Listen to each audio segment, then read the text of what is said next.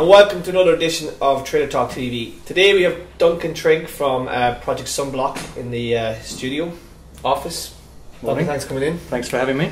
He's the CEO of Project Sunblock, and Project Sunblock will let Duncan explain it first today, but we're talking about the anatomy of the bot and how big the problem is. But before we do that, Duncan. Yeah, my name's Duncan Trigg. I'm CEO of Project Sunblock. We are a brand safety, viewability and fraud detection software. Okay. So today the bot is a big problem in this industry, is rampant, and we want to kind of explore what exactly a bot is and how it works in the industry. So Duncan, being a man who knows lots about bots, can we go into the detail? Yeah, so I guess the first thing to talk about is the scale of the problem. I think the reality of the situation is that it's unknown how big it is. Various commentators range between, some say it's about a third of the traffic, but that ranges up to 2/3 in some instances. Yeah, I think the most important point to bring up here is that it's material in its impact, whether it's a third or whether it's 2/3. We're not talking about a couple of percent, we're talking about material impact, not just in the efficiency of the campaigns, but I think crucially for the market at large, it's probably the biggest brake on the explosion and the continued growth of RTB and programmatic. Yeah. It's the reputational damage and the fear factor that what you're buying is non-effective and non-human. Okay. That you're effectively lining the pockets of criminals. So, I mean, there's been a few high-profile cases recently in the press about bot traffic. Particularly the FT wrote a piece about the Mercedes campaign, and also there's been a big campaign from various trade publications to highlight the problem around this. So for those not really aware what a bot is, what exactly is it and how does it work? Well, I think the first point is that bots are designed and built to mimic human behaviour. Okay. So they are difficult to find, and standard delivery metrics and reporting, to all intensive purposes, they look like legitimate traffic. So the best way to illustrate that is probably to graphically outline how a bot effectively works. Okay. So one of the things that bots do, as I say, to mimic traffic is they're not delivered through commercial ISPs or data centres. They're actually delivered largely by devices. And in order to do that, they need to effectively create a way of delivering themselves or downloading themselves onto the device itself. So that tends to be through a download that the user has effectively decided to do. So that could be a game, it could be a link on an email, it could be downloading a toolbar, it could be a whole variety of things that the user has effectively chosen to do. Now what that means is, and I'm going to draw probably a very bad example of a device, this one being a laptop. There you go. So the user then decides to go to this environment and download that piece of software or whatever it might be. But in so doing, they're unwittingly allowing the Trojan horse or the bot itself to become part of their computer or their device. The crucial point here is that this is all done without the knowledge of the user. So to the user, it looks like a normal screen. The only way that they might be able to detect it is a slight decrease in speed for downloads, etc. But the screen itself will show none of this activity that we're about to go through. So one of the first things it does, it becomes part of a large network of hundreds, if not thousands, if not tens of thousands of similar devices that have been hijacked by the same bot, which is controlled by the bot originator, usually in Eastern Europe or wherever it might be, but certainly hard to track down. So one of the first things that bot then does is it sends out a command to create a profile that then turns that device and therefore the user into an attractive proposition for the advertising community. So what does it do? Basically waits for a browser to be opened, and then behind the scenes it will open and close multiple screens and multiple websites in rapid succession. And what that then does, so that could be news, could be travel, could be finance, you get the picture. Yeah. .com. So you're just creating fake impressions. So these behind the scenes are being opened and rapidly closed to create a profile that device, to all intensive purposes, that user is suddenly a very attractive proposition, and that profile is run and dictated by the bot originator through the bot itself. So those are usually a predetermined list of sites, but this is varying all the time. Once that's done and that profile is created, the bot will then open another series. Second command, if you like, is to open another series of windows. This time, usually containing ad units. Now, the bots themselves are JavaScript enabled to a large degree.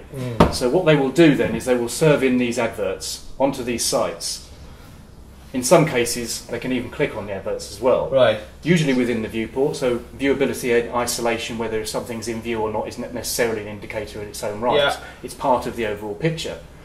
But this is the interesting thing. Some of these sites are effectively created and run by the bot originator himself or herself. So what that means is these sites that are being loaded, they've monetized this through the ecosystem, and they're selling this as legitimate inventory. Now these sites exist and you can find them. They are actual live sites, but they've got little, if any, legitimate traffic on them. They're just opening and closing. Again, remember, this is all happening on a screen that the users can't see in rapid succession and serving ads. So they're creating inventory. So basically the bot originator person, he's formed the Trojan horse, takes control of all these machines, creates these fake sites over here with crap content or whatever it is, or sort of undifferentiated content, video or whatever, and then they take control of all the machines. The machines go to the browser, open up these websites and deliver the impressions, deliver the clicks. So this is happening in rapid succession behind the scenes. So this is creating a false economy, if you like, of inventory. This is the very important point. What fraud is non-human traffic. Yeah. Fraud is traffic that can never and will never be seen by the individual itself. Yeah. It's all machine-based, but to the world looks like legitimate traffic. Yeah. It's bought against profiles and it's served on these sites that are non-existent. Right. The other and probably more contentious point here is that actually a lot of these bot originators are effectively selling traffic as well into the paid traffic environment. So publishers that want to increase their inventory, etc., are buying in paid-for traffic, and that is infiltrated by bot traffic. Okay, so basically extra supply, and then it basically it's mostly just the bot traffic itself, basically. Yeah. It's contentious because we see a very high percentage of it being bot. It's not all bot by any means, but it's the fuel of the fire, if you like, because this is a relatively easy thing to identify. Because these are not infinite in terms of the ones that are created, not infinite.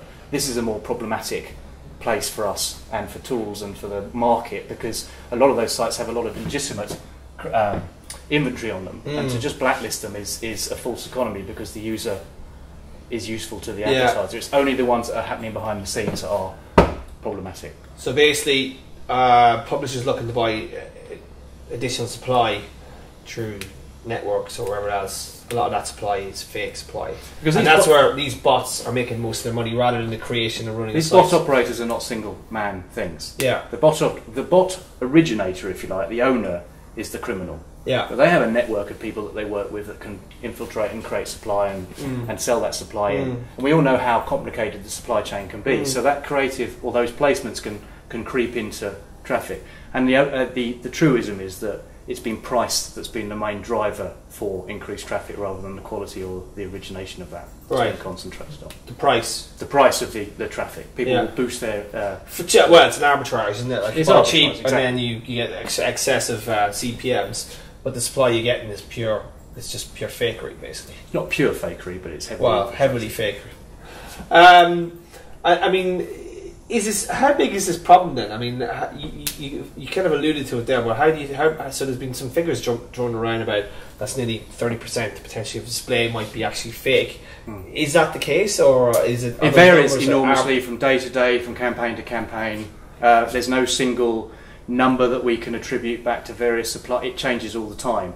The point is, it's material in its impact. If it's a third, it's material. If it's 2/3, it's hugely damaging. If it's 15%, it's hugely damaging, and it varies all the time. The point is, it's not only affecting the efficiencies of campaigns, it's also affecting the legitimacy or the reliability and the desire to spend more money in programmatic from a lot of marketeers. But from a sort of a pure publisher point of view, because obviously publishers are the ones who kind of, legitimate publishers are the ones getting hit hardest here.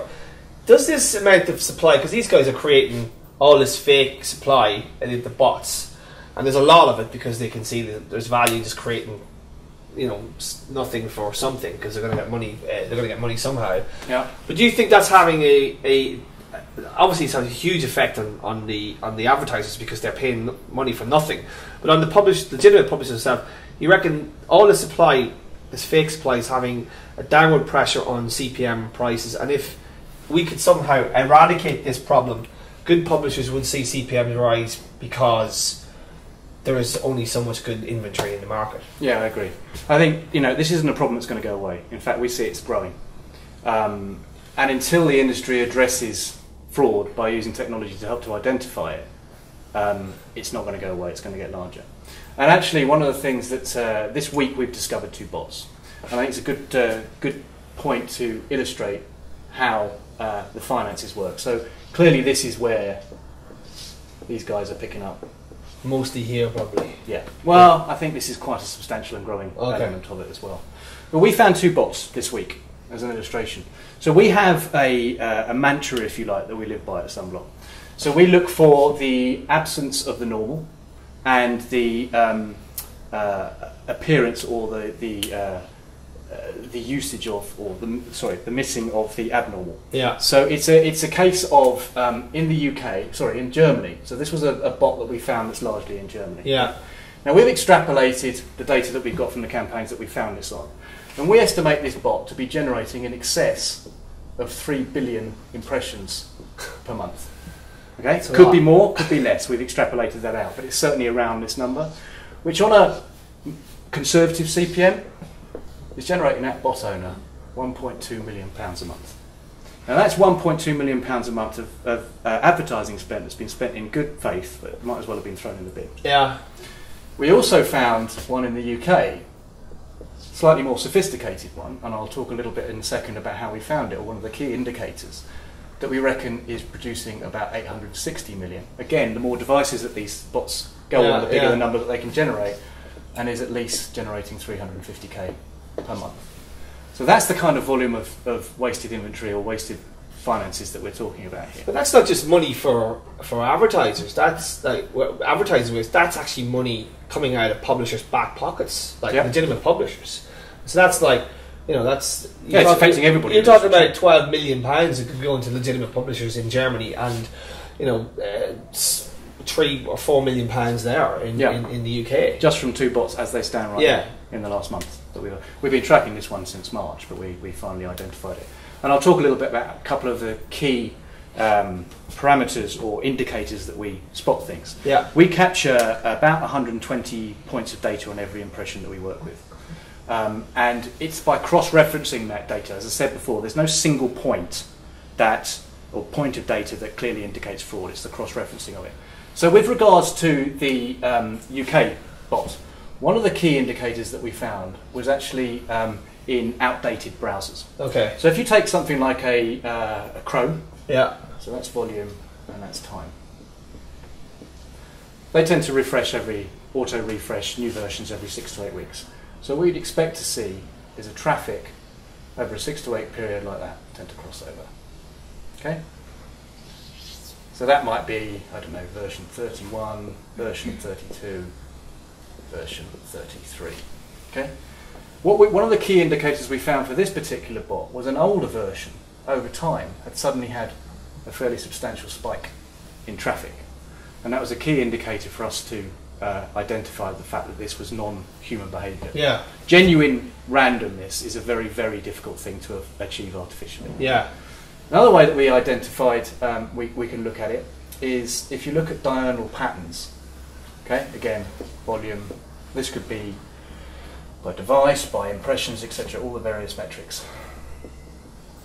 So usually over a 24-hour period, you would see a diurnal pattern that you'd expect to replicate something along those lines. Okay? Now, the reality is that there are various spikes across that, but it tends to follow that kind of pattern.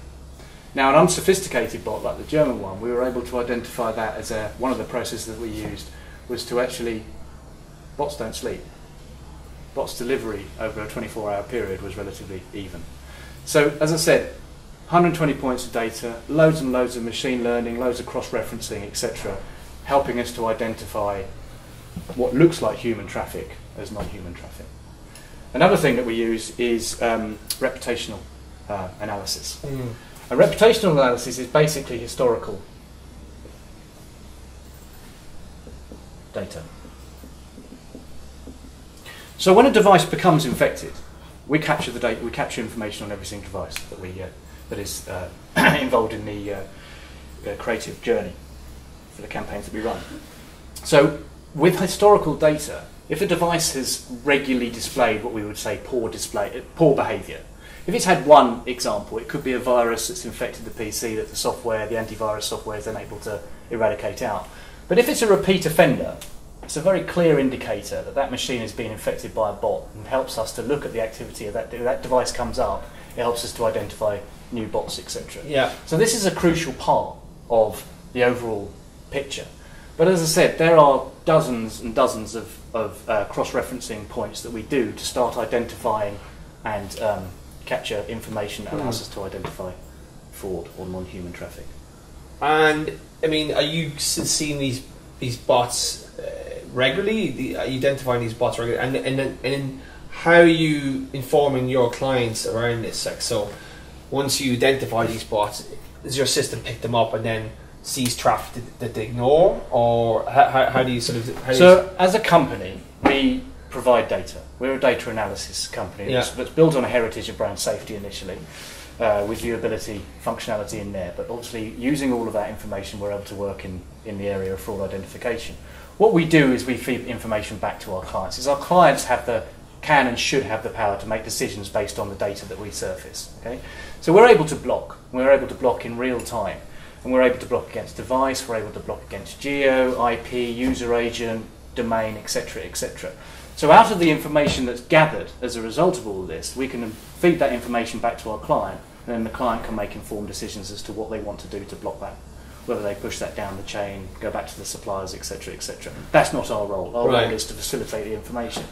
And I think it's fair to say that the last 5 or 6 years, probably longer, tech in digital has evolved to create an extraordinary process for creating behavioural segments, targeting users in a more efficient way, reducing wastage, etc. Really good stuff. But actually no tech stack today is complete without the ability to analyse post-delivery as well as pre-delivery. Because actually if you're not getting what you paid for, how good is the tech in the first place? Yeah. Especially if you're talking about that kind of percentage of traffic that's effectively wasted. And do you think there's an appetite in the industry to embrace this, or is there seems to be, there is a sort of appetite to say there is a problem, but nobody's really doing anything about it? Yeah, I think it's fair to say that there's been a long period of needing to know, and I think you guys amongst them, all of the digital press, and indeed the large degree in the last couple of months, actually, a lot of the consumer press as well, starting to report on this, and it's starting to reach a stage where we can't ignore this anymore. Yeah, particularly if there's criminal behaviour involved here, because obviously, let's be honest here, it's all innocent buying supply, but the reality is a lot of these bots are being run by criminal gangs who are, involved in all sorts of. But you're right, it affects everybody in the digital chain. It affects the publisher's ability to monetize their inventory to the maximum degree. It affects networks in what they buy and how they sell. It affects the agencies in terms of what they are buying and the results that come back. And of course, it also affects the advertisers and the exchanges. So this is a problem that is right across the board and affects everybody. And it's not going to be dealt with in itself. This is not going to take care of itself. It's only in the use of software that helps you analyse what you've actually bought that's going to help to nut this out. Okay. Duncan, thanks very much. No trouble. And Duncan will be appearing at ATS London on our Piracy, Privacy and Bot panel. And we're looking forward to ATS London this year. So Duncan, thanks again for coming in today. No problem. Thanks for having us. And we'll see you next week on Trigg on TV.